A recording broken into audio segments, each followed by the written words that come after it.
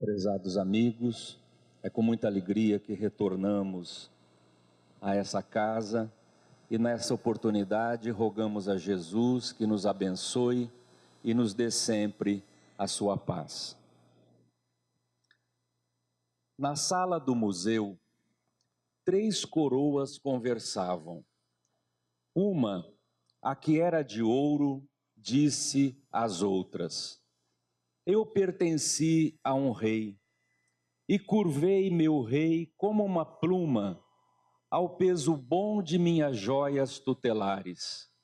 Tive um reino a meus pés, com soldados e teares, e torres altas e brancas como luas, e searas mais maduras, mais louras que o sol, e navios enormes, como os templos de Deus e os palácios dos homens. Fui tudo, rica, poderosa, bela, tive um rei a meus pés e um céu sobre nós dois. Depois, pesei demais para a cabeça velha do meu rei e caí. Então, puseram-me aqui. A segunda coroa, a coroa de louro, assim falou: eu nasci na Grécia, eu fui o gesto verde que abençoa, inatingível como uma promessa, gesticulei na ponta viva do meu loureiro, chamando os poetas e os heróis do mundo inteiro. Junto a mim, sob a copa alta e redonda, eles cantaram e lutaram. O amor também passou com flautas e com dança, tatuando na pele do meu tronco a data de um encontro ou a data de um adeus. E o amor também ergueu seus braços para os meus. Não sei qual foi a mão que me colheu, porque logo murchei.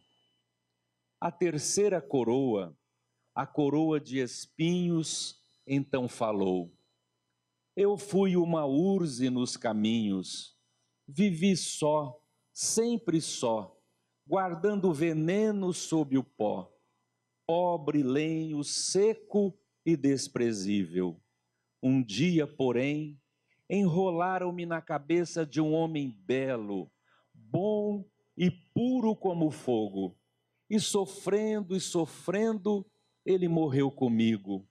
Então fiquei sabendo que eu valia tesouros e tesouros, mais que as coroas de ouro, mais que as coroas de louro, porque eu coroei o mestre Nazareno, aquele que se fez grande, o maior, sendo pequeno.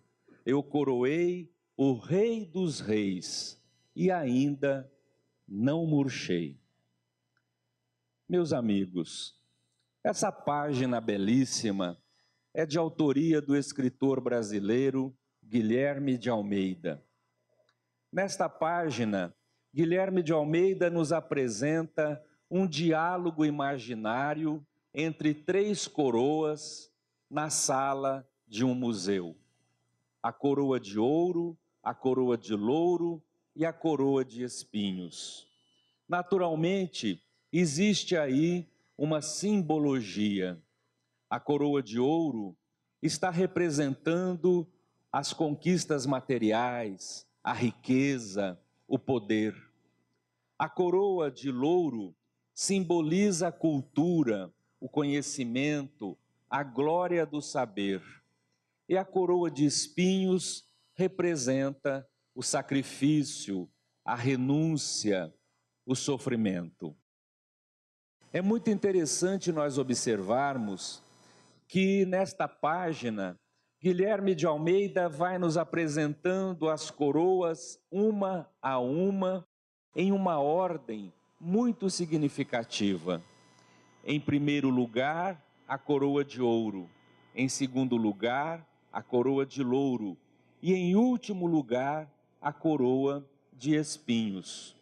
Naturalmente, ele também está nos dizendo alguma coisa, mostrando para nós que aqui na terra, o interesse dos homens são exatamente assim. Na vida, o homem quer em primeiro lugar a coroa de ouro, a riqueza, o poder, as conquistas materiais.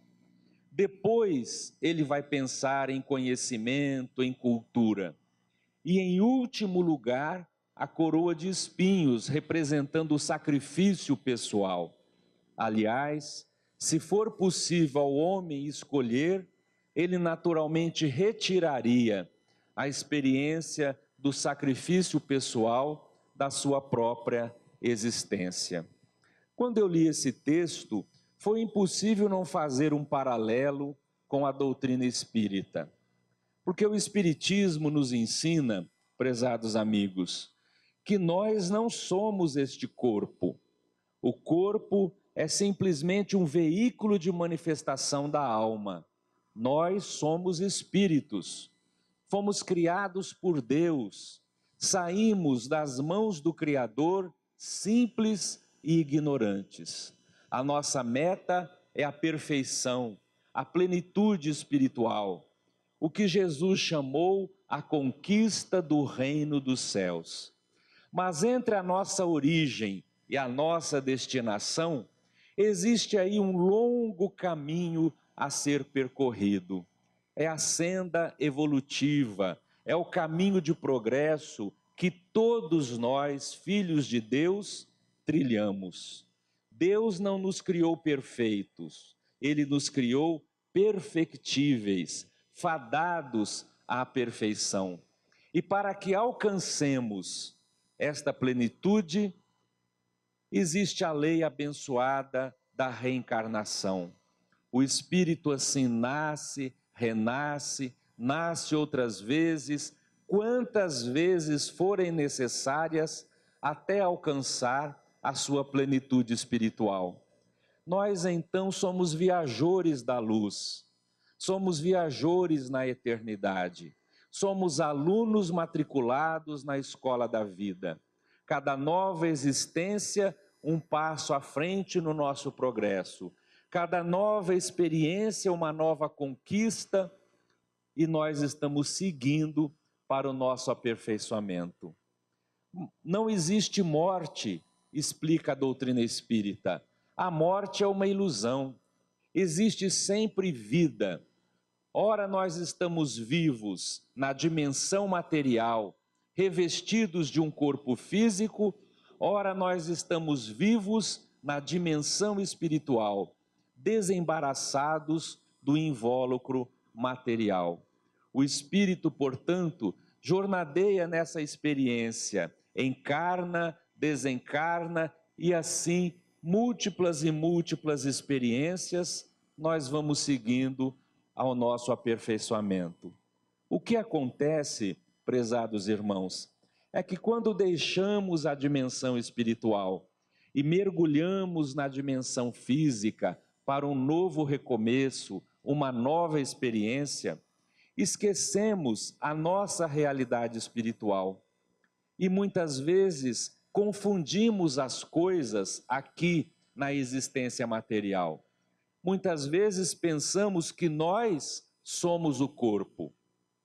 Passamos a viver em função do corpo físico, influenciados pela vida material, por tudo que nos cerca, nós passamos a agir e pensar como se a vida verdadeira fosse essa, a vida física, esse curto espaço de tempo que nós passamos aqui.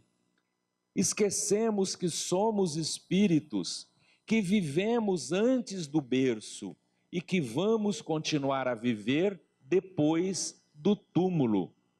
Esse período é passageiro, é rápido, é fugaz. 20, 40, 90 anos aqui na Terra é uma rápida passagem, é uma experiência que nós temos. E esquecemos e confundimos. Achamos que nós somos o corpo e que a vida é essa que nós estamos vivendo aqui. E aí então aparece a mensagem do poema de Guilherme de Almeida. Nós então, confundindo pensando que somos esse corpo e que a vida é essa que nós estamos vivendo, esquecidos da nossa realidade espiritual, nós queremos buscar, em primeiro lugar, a coroa de ouro. Em segundo lugar, a coroa de louro. E em último lugar, e se for possível retirar da nossa experiência, a coroa de espinhos, significando o nosso sacrifício pessoal. Vamos então refletir sobre essas três simbologias e a influência disso tudo em nossa vida aqui na terra. Primeiramente, a coroa de ouro. É o que o homem busca ansiosamente, é o que o homem deseja ardentemente: riqueza, poder, conquistas materiais. Entretanto, basta nós olharmos para a história da humanidade e nós vamos perceber que a grande maioria dos homens que tiveram sobre a cabeça a coroa de ouro se tornaram criaturas inescrupulosas. Usaram do poder, da riqueza que possuíam para levar dor e desespero. Invadiam as cidades, saqueavam essas cidades, derramavam sangue apenas para aumentar o poder e a riqueza. Foram raríssimos os reis ou rainhas que pensaram no semelhante, que se dedicaram ao povo sofredor. Por isso mesmo, Jesus de Nazaré, compreendendo essa nossa dificuldade em lidar com o dinheiro, com a riqueza, com o poder, ele nos falou a respeito, alertando-nos: buscai primeiro o tesouro do céu e não o tesouro da terra, porque o tesouro da terra o ladrão pode roubar, o tempo consome, a traça destrói, mas o tesouro espiritual segue com o indivíduo para sempre, porque a conquista pessoal é intransferível, nos acompanha em qualquer parte, em qualquer tempo. Mas há um momento em que Jesus fala de forma mais severa a respeito desse nosso relacionamento com a riqueza e com o poder. Ele diz assim: é mais fácil um camelo passar pelo buraco de uma agulha do que um homem rico e poderoso entrar no reino dos céus.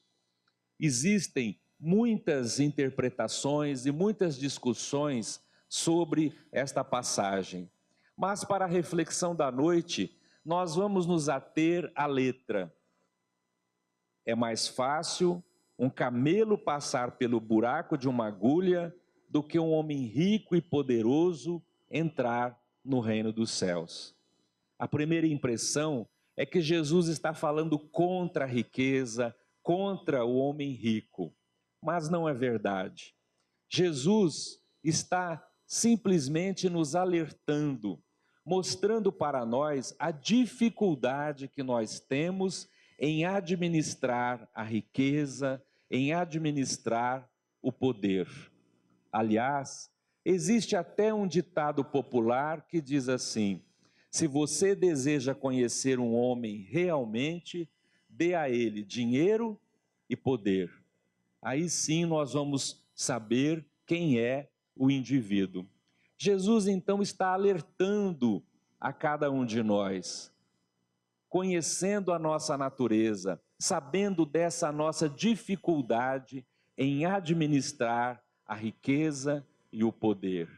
Quase sempre, quando nos envolvemos nesta busca alucinada do ouro, nós nos perdemos na ilusão que o ouro nos proporciona.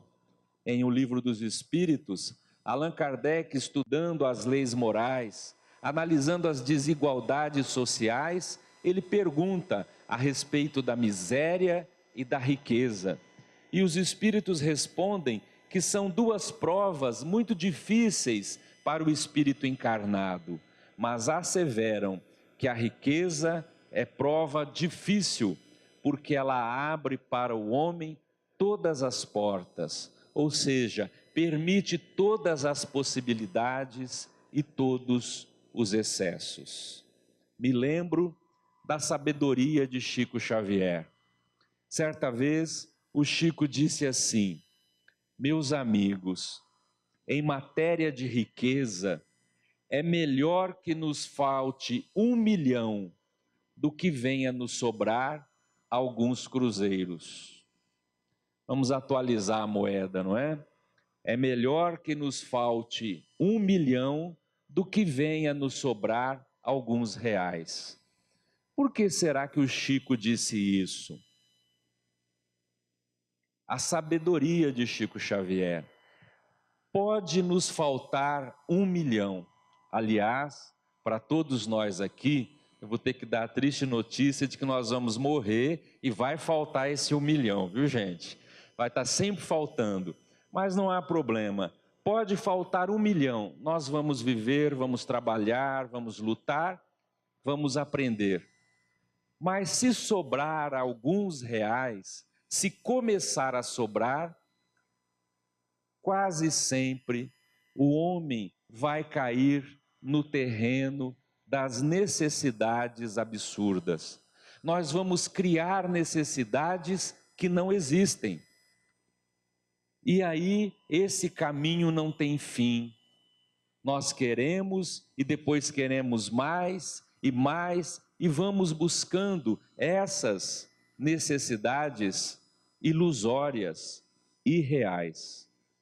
Algum tempo atrás, eu vi uma entrevista com uma atriz que foi a uma festividade de premiação do cinema. E ela estava usando um vestido que foi muito comentado, um vestido de 700 mil dólares. É muito dinheiro para um pedaço de pano, não é?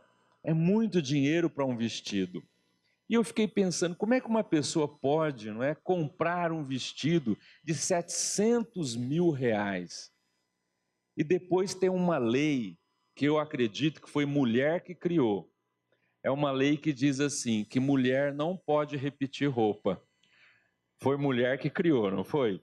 Então eu fiquei pensando, essa atriz paga 700 mil dólares num vestido, vai a essa festa e acabou. Ela é fotografada, ela não pode usar novamente essa roupa. Como é que uma pessoa pode gastar tanto dinheiro em uma roupa para uma noite? É um absurdo, não é? Mas depois, refletindo, eu pensei, o que a atriz faz em plano maior, nós fazemos em plano menor. Vamos ver um exemplo comum. Nós estamos aqui, estamos bem, ninguém precisa de sapato. Todo mundo tem sapato em casa, ninguém precisa, com alguma exceção, não é?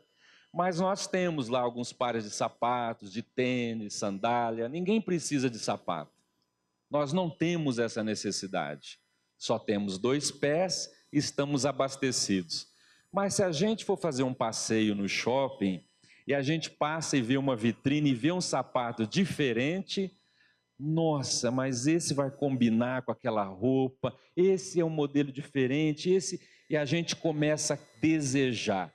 Até aquele momento, eu não tinha necessidade de sapato, mas a partir daquele momento que eu desejo, eu crio a necessidade que não existe. Não, eu preciso, eu quero, e a gente vai e compra. Divide em 10 vezes, mas compra o danado do sapato. Vamos imaginar que uma pessoa que vive numa condição muito difícil financeiramente, que falta mesmo até para o necessário, uma pessoa que não tem um dinheirinho sobrando para comer uma pizza, para tomar um sorvete, ela paga o aluguel, paga a luz, faz a compra do mês e acabou. Essa pessoa observa nós comprando mais um sapato sem precisar e tendo vários em casa, ela olha para nós e diz assim, nossa, esse povo rico é tudo doido. Se eu tivesse esse dinheiro, acho que eu ia comprar mais um sapato sem precisar.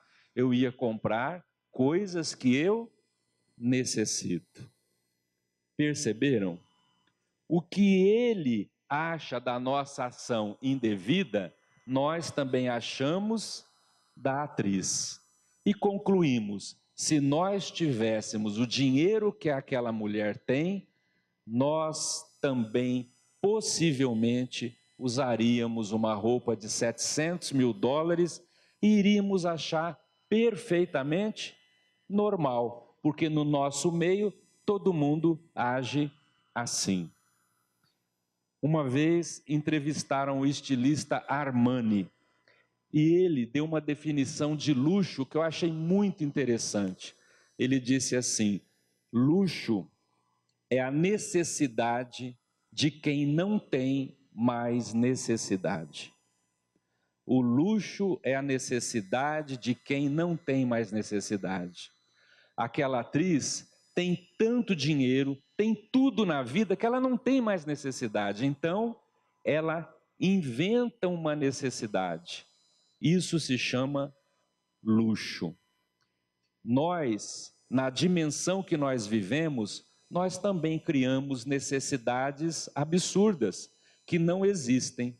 Por isso, o Chico Xavier disse com sabedoria: é melhor que nos falte 1 milhão do que venha nos sobrar alguns reais. Porque sobrando, nós não vamos agir com previdência, nós vamos criar necessidades que não existem. Algum tempo atrás, eu fui visitar uns amigos na cidade de Jundiaí, e depois da palestra, uma senhora nos levou para fazer um lanche na casa dela, e nós nos sentamos, e quando eu fui me sentar à mesa para o café, eu percebi que havia uma toalha sobre a mesa, e nos 4 cantos da toalha, havia uma espécie de um pequeno prendedor, uma correntinha e uma maçã. Eu achei uma peça diferente, nunca havia visto. E eu perguntei para a senhora: o que é isso? Achei interessante, ela disse: Luiz Antônio, isso é peso para a toalha de mesa. Que a gente vai fazer aqui o café, o lanche, e o vento pode começar a virar a mesa e incomoda o nosso lanche. Então isso é peso para a toalha de mesa. Gente, quando ela me explicou, como é que eu consegui viver até aquele dia sem peso para a toalha de mesa? A gente precisa disso, não precisa? E eu achei aquilo lindo e falei: onde você comprou? Aqui embaixo numa galeria. Pois eu tomei o café, fiz a mulher descer na loja comigo, comprei as benditas maçãzinhas, porque como é que eu ia viver sem peso para a toalha de mesa? Não é uma necessidade isso? Não é? Trouxe para Votuporanga, coloquei lá, mostrei para todo mundo lá em casa e tal. 15 dias, 20 dias, as maçãzinhas estão lá na gaveta guardadas. Mas naquele dia, se eu não... Era totalmente necessário aquelas maçãzinhas, não é? Então, são essas coisas que a gente vai criando, e isso não tem fim. Ao ponto de sacrificar valores espirituais na nossa vida. Uma amiga veio me perguntar o que eu achava. Ela estava vivendo um impasse. Ela trabalha numa empresa de importação e exportação, e a empresa ia abrir uma loja nova no Recife. E havia convidado para ela ser gerente nessa loja. Eu falei: que ótimo, você é uma excelente funcionária.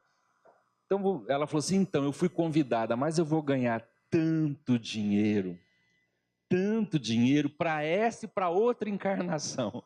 Falei: então lembra de mim, não é? Eu falei: que ótimo, então vocês vão mudar para Recife? Então, aí que está o problema, porque você sabe que o meu marido tem a empresa aqui, então não tem como ele deixar a empresa na mão de funcionário. Então eu estava pensando, eu vou para Recife e ele e as crianças ficam aqui. Eu falei: mas quanto tempo você vai ficar em Recife? 4 a 5 anos, eu vou fazer um pé de meia, eu vou ter dinheiro para gastar o resto da vida. Mas você vai ficar 4 anos lá e o maridão aqui sozinho? Isso não vai dar certo. Mas Eu venho nos feriados prolongados, Natal, né? Mas e as crianças são adolescentes, 5 anos, quem tem 15 vai ter 20, você não vai ver, é uma fase difícil. Não, eu falo com eles pelo Skype, pela internet, não sei o quê, não sei o quê. O que você acha? Fala, você está pedindo a minha opinião. Eu acho que você não precisa disso. Vocês são uma família que vivem muito bem. Se vocês estivessem passando necessidade, eu diria, vá agora, porque a gente está passando necessidade e não tem que escolher. Mas vocês não precisam disso. Eu acho que você vai sacrificar a tua família, seu casamento. É um risco muito grande. Aí ela me disse assim, então, eu pensei, mas é muito dinheiro. Falei, pois é, a tentação, mas é você que tem que decidir. E depois de algum tempo eu soube que ela foi. E quando eu dou esse exemplo, eu sempre digo, tomara que ela consiga, não é? Mas a gente que tem um pouco de experiência na vida sabe que é um risco muito, muito grande. Para ter mais, ela está sacrificando tudo que ela tem. Filho, educação dos filhos, casamento, família. Para ter mais, mais e mais. É a ilusão da coroa de ouro. A coroa de louro. A coroa de louro simboliza o conhecimento. Ah, mas o conhecimento é importante, sem dúvida. Tão importante que Jesus ressaltou o conhecimento quando ele disse: buscareis a verdade vos libertará. Sem dúvida, o homem precisa estudar, conhecer, ampliar os seus horizontes. Mas não basta adquirir o conhecimento. É preciso que o conhecimento transforme o homem para melhor. É preciso que o conhecimento traga a utilidade, que esse homem seja útil na comunidade onde ele vive. O conhecimento, disse Chico Xavier, é como uma luz. Precisa iluminar o nosso pensamento, depois essa luz tem que descer para o coração, aquecer os bons sentimentos, e depois essa luz deve escorrer pelos braços e transformar as nossas mãos em ferramentas de trabalho no bem. Então, ter conhecimento só para ter, ser uma biblioteca ambulante, falar todos os assuntos, dominar todas as questões, usar o conhecimento como uma mulher usa um brinco, um anel, não faz sentido. O conhecimento tem que iluminar o nosso pensamento, o nosso coração e as nossas mãos. É muito perigoso o indivíduo ter conhecimento apenas e não usar esse conhecimento na sua vida, na sua experiência. Ele pode cair no grave erro de se encastelar no gelo da indiferença. É ter conhecimento e viver trancado numa biblioteca, num gabinete, distante do povo, sem conhecer as necessidades humanas. Jesus foi o maior sábio que a terra teve. Ele não ficou preso aos templos, não ficou nas sinagogas, pelo contrário, ele foi levar a mensagem para o povo e transformou a verdade celeste em frases simples, em parábolas interessantes, para que o povo tomasse conhecimento. Então, o homem que tem conhecimento precisa sair de si e ir ao encontro dos demais para ajudar, para esclarecer, para auxiliar. Diz Emmanuel, através das mãos de Chico Xavier, o pão na vitrine de uma padaria é simplesmente um pão, uma peça do artesanato culinário. Quando nós retiramos o pão da vitrine e partimos e distribuímos a quem tem fome, nesse momento o pão ganha utilidade e ele então se torna uma bênção. Lá na vitrine é só um pão, dividido a quem tem fome é bênção. Conhecimento somente para o indivíduo, nada vale. Mas esse conhecimento, transformando o indivíduo e levando-o a ajudar os outros, é bênção igualmente na nossa vida. Mais uma vez, a sabedoria de Chico Xavier. Ele disse assim, certa vez: quem sabe pode muito, mas quem ama e trabalha pode muito, muito mais. Quem sabe pode muito, mas quem ama e trabalha pode muito, muito mais. Resta-nos refletir sobre a coroa de espinho, aquela que nós não queremos, não é? A experiência do sacrifício, da renúncia. Mas nós precisamos tirar da nossa mentalidade esse tabu de que os desafios da vida, as situações problemáticas da existência, são prejuízo, de forma alguma. Os próprios espíritos asseveram: uma existência muito calma, sem tribulações, sem desafios, o espírito leva daqui pouca experiência, poucas conquistas. Mas uma vida atribulada, de percalços, de desafios, o espírito enriquece, ganha experiências. Então nós precisamos tirar essa ideia equivocada de que os desafios da vida causam prejuízo e queremos apenas essa ilusão de uma vida cor-de-rosa. Nós precisamos, em algumas situações da vida, aceitarmos a nossa coroa de espinhos. Alguém já disse que nós somos cristãos e nós precisamos nos cristificar. E para nos cristificar, nós precisamos nos crucificar. E nos crucificando, nós precisamos aceitar a nossa coroa de espinhos. Porque Jesus disse: quem quiser vir após mim, tome a sua cruz e siga-me. Então é preciso abraçar a nossa cruz de redenção, é preciso aceitar as injunções difíceis do caminho, porque são essas experiências que nos fazem crescer e nos enriquecem. Então nós precisamos também aceitar esses desafios da existência. Nós precisamos entender que com esses sacrifícios nós crescemos. Emmanuel também escreveu por Chico Xavier uma frase memorável: só realmente ajuda quem renuncia. Só realmente ajuda quem renuncia. Ou seja, para ajudarmos efetivamente, nós precisamos aprender a renunciar, a nos sacrificar em favor dos demais. E há uma frase do Espírito Irmão José, pelo Carlos Bacelli, que eu gosto muito. O benfeitor diz assim: quem mantém a vida na terra não são os grandes oradores, não são os grandes escritores. Quem mantém a vida na terra são as mães, mulheres abnegadas que renunciam em favor da família, que esquecem os seus sonhos de juventude, os seus desejos femininos para pensar nos filhos. Mãe é assim, não é?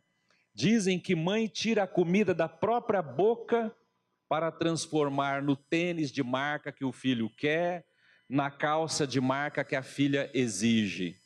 Mãe renuncia, mãe esquece de si mesma em favor dos filhos. São elas que mantêm a vida no planeta, não são os grandes oradores, os grandes escritores. Quem mantém a vida na terra, diz irmão José, são os pais, homens abnegados, que esquecem os seus sonhos e trabalham para a família.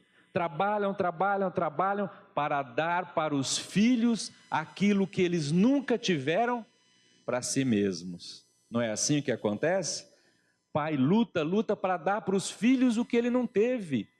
O que é isso, gente? é renúncia, é sacrifício. São coisas que quase sempre nós não valorizamos. A gente esquece o sacrifício de nossa mãe, o sacrifício do nosso pai, e achamos na ilusão da juventude que isso é obrigação deles. Não, é renúncia, é sacrifício pessoal. Então, quem mantém a vida na terra é realmente quem renuncia. E nós, então, precisamos aprender a renunciar para a edificação desse reino de amor na terra. Logicamente que isso é uma simbologia. Nos dias de hoje, ninguém vai se pregar numa cruz, não vamos enrolar arame farpado na cabeça, ter uma coroa de espinhos. O que seria então essa simbologia da coroa de espinhos no dia a dia? Então vamos ver alguns exemplos. Lá na sua casa, alguém virou para você e disse algo que lhe machucou profundamente. As palavras caíram em você como se fosse ácido. Naquele momento, você se revoltou, quis levantar e responder à altura, dizer tudo que estava aqui guardado. Mas naquele momento você pensou, não é hora. Porque nesses momentos de briga, a gente diz coisas, abre feridas que levam uma vida inteira para cicatrizar. Uma fagulha provoca quilômetros de incêndio, devasta-se quilômetros de floresta, mas tudo começa numa chispa. Então você segurou e disse, não, vou fazer silêncio, depois, quando isso passar, eu sento e converso. Isso é aceitar a coroa de espinhos. Alguém divulgou uma fofoca a seu respeito, criou um embaraço na sua vida, todos estão comentando. Na hora você teve ímpetos de ir lá e de resolver a situação, botar tudo em pratos limpos, mostrar com quantos paus se faz uma canoa. Não é assim que a gente fala quando está com raiva, não é? E vou lá e vou provar, vou acabar com a fulana, vou mostrar quem ela é. E você teve ímpetos, mas você disse não. Não vale a pena revidar uma ofensa com outra ofensa. Eu não vou dar valor a isso. Deixa ela. Ela tem o direito de falar o que quiser, de pensar o que quiser a meu respeito. E eu tenho que continuar me esforçando para ser melhor. Deixa ela falar. O problema é dela. O meu problema é ser feliz e seguir adiante. Isso é aceitar a coroa de espinhos. Você ajudou alguém. Essa pessoa estava necessitada, você estendeu as mãos, socorreu no momento oportuno. Tempos depois, esta mesma pessoa que você ajudou, joga em você os espinhos da ingratidão. Você fez tudo por ela e ela agora está te prejudicando. Como isso dói!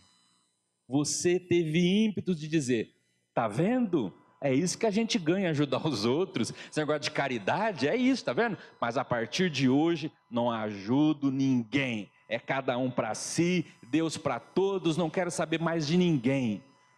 Mas aí você parou e disse, não, que pena que esse indivíduo não reconheceu o bem que eu fiz a ele. Coitado, é um espírito imaturo.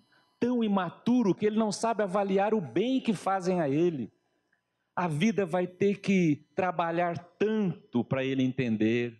Que pena, mas eu não vou desistir, porque a minha consciência cristã diz que eu tenho que ajudar sempre. Então eu vou continuar ajudando sempre que a oportunidade surgir.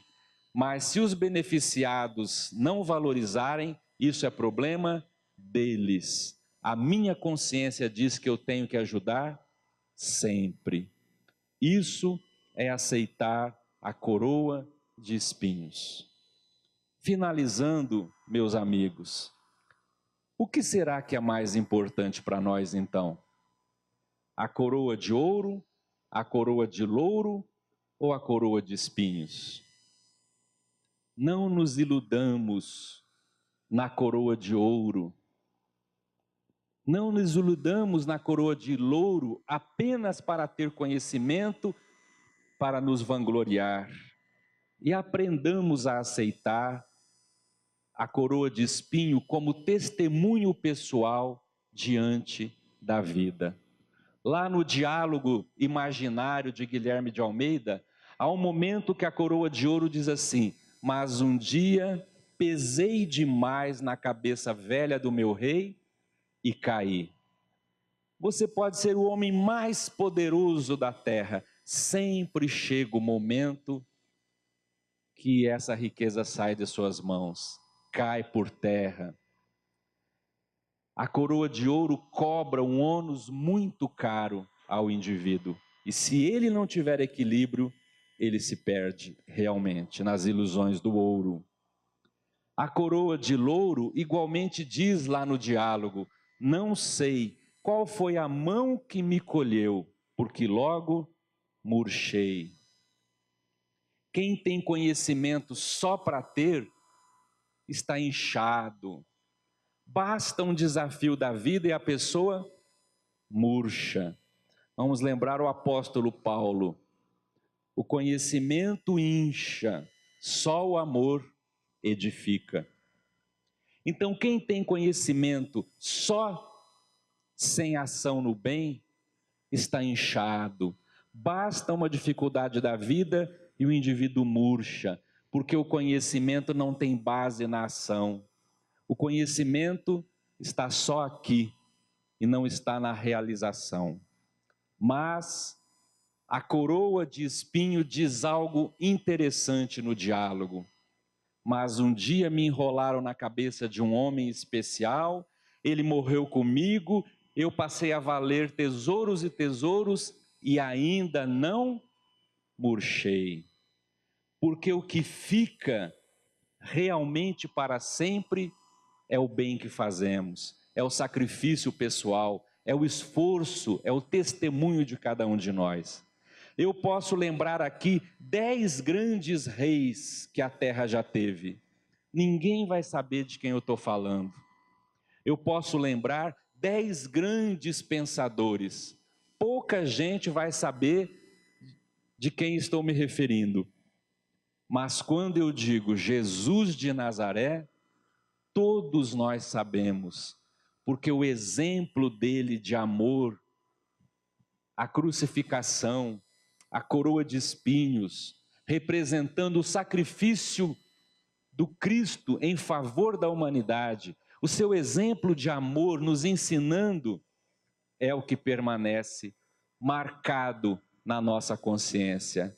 Os reis passaram, viraram pó, os grandes militares desapareceram, os pensadores deixaram os livros, as filosofias, mas quem renunciou, quem viveu o amor e o bem, marcou indelevelmente a nossa alma. Então, prezados amigos, lá fora, no nosso dia a dia, não nos iludamos com a coroa de ouro.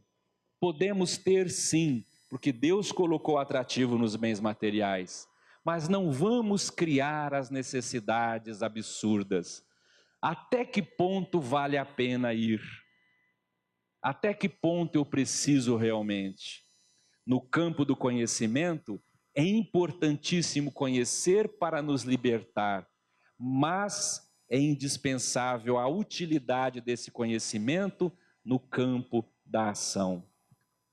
E no campo do sacrifício, aprendamos a renunciar, a sacrificar, porque é o sacrifício, a renúncia, o nosso testemunho pessoal que transforma as criaturas e que edifica na terra um reino de paz e de amor. Começamos com a página de Guilherme de Almeida e gostaríamos de encerrar lembrando uma página de Catulo da Paixão cearense. Já que falamos tanto em crucificação, em coroa de espinhos, há um poema intitulado A Flor do Maracujá, em que Catulo, nessa linguagem cabocla do sertão, do homem do campo, ele lembra a crucificação de Jesus. E é com essa página que nós então encerramos a nossa reflexão, para que essa mensagem bucólica, possa calar em nossas almas e nos inspirar ao trabalho, à caridade e ao auxílio às pessoas à nossa volta. Diz assim o poeta: escuta aqui, seu moço, a história que eu vi contar. Por que razão nasce roxa a flor do maracujá? Maracujá já foi branco, eu posso em tele jurar, mais branco que a coiada, mais branco que o luar. Quando as flores brotavam nele, lá pras bandas do sertão, maracujá mais parecia um ninho de algodão. Ah, seu moço, já faz muito tempo, o mês nem me lembro se foi maio, se foi junho, se foi janeiro ou dezembro. Nosso Senhor Jesus Cristo foi condenado a morrer numa cruz crucificado, longe daqui como que. Ah, seu moço, nunca vi tamanha judiação, pregar o Cristo a martelo, sem piedade, sem dó, e a natureza inteirinha pôs-se a chorar de tristeza. Chorava as folhas nas árvores, chorava a fonte, a ribeira, e um sabiá também chorava num gaio de laranjeira. Ah, seu moço, aos pés da cruz de nosso Senhor Jesus Cristo, havia um pezinho de maracujá, todo branco, carregadinho de flor. E o sangue de Jesus Cristo, sangue de renúncia, de sacrifício e de dor, foi caindo devagarinho e tingiu de roxas flor. Foi essa, seu moço, a história que eu vi contar. Por que razão nasce roxa a flor do maracujá? Que Deus nos abençoe. Muita paz a todos.